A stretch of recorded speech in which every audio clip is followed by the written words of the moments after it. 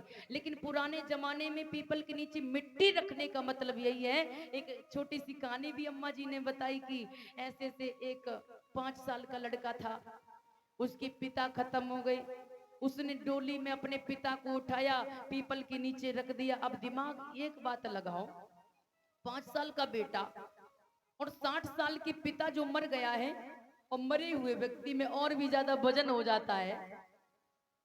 पहुंच गए ना, पहुंच गए ना वहां तक। 5 साल का लड़का पार्थिव शरीर को डोली में अकेले उठा के कैसे रख सकता है? और बताते जैसे ही पीपल के नीचे रखा, उसका पिता जिंदा हो गया।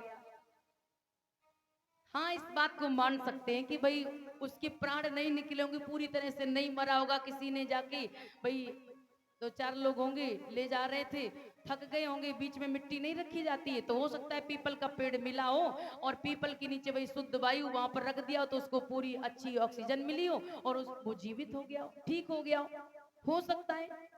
ये पुराना तरीका ही हो सकता है, ये कोई प्रमाणित बात नहीं है, बशर्ते मैं अपनी बुद्धि अनुसार आपको बता रही हूँ ना। आप कमेंट करें कि आपने ये कहां से पढ़ा।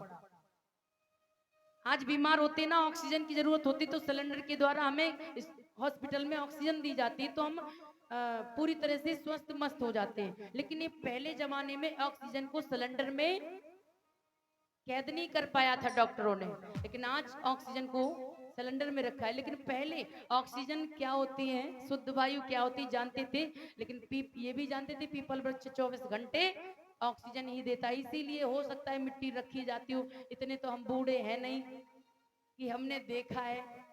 अब हमने तो देखा नहीं, क्योंकि मिट्टी तो आप ही लोग ले जाते, कहाँ रखी जाती कहाँ नहीं रखी जाती आप लोग जाने।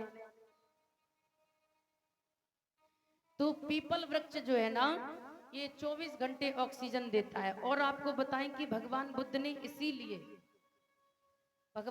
ने इसीलिए पीपल वृक्ष के नीचे ध्यान समाधि लगाई, तभी उनको ज्ञान प्राप्त हुआ। जब तक वो वट वृक्ष के नीचे रहे 5 वर्ष 7 महीने 12 दिन, तब तक उनको कुछ भी प्राप्त नहीं हुआ। और चैत के बाद में जैसे ही खीर खाई ना चैत की पूर्णमासी को, और जा करके वो जब उसी नंजना नदी के किनारे जो एक पीपल वृक्ष था ना, वहां पे गए ना, तो वहां जाके 1 ही महीने में उनको ज्ञान प्राप्त हो गया। उनको शुद्ध वायु भी मिली और शुद्ध आहार भी लेना प्रारंभ कर दिया था। शरीर को चलाने के लिए शुद्ध आहार भी लेना प्रारंभ कर दिया था, इसीलिए वो स्वस्थ और मस्त रहे, पूरी तरह से वह स्वस्थ रहे। और ध्यान दे करके सुने मेरे धम्म श्रोता बंधु, जो बोधि वृक्ष है, पीपल वृक्ष है, उसके विषय में मैं आगे चर्चा करूंगी। लेकिन आज मैं आपके बीच में कुछ खास चर्चा लेकर के आई हूं, जो आपके जीवन के लिए बहुत ही जरूरी होगा। आइए मेरे साथ में एक गीत बोलेंगे, इसके बाद कथा रसपान करें। मेरी भाभी जी की तरफ से लक्ष्मी देवी जी 50 मुद्राएं और 20-20 मुद्राओं से समस्त छोटे छोटे बच्चों का सम्मान किया। हार्दिक स्वागत बंदन है, धम्म मंच की ओर से बहुत बहुत हार्दिक अभिनंदन है।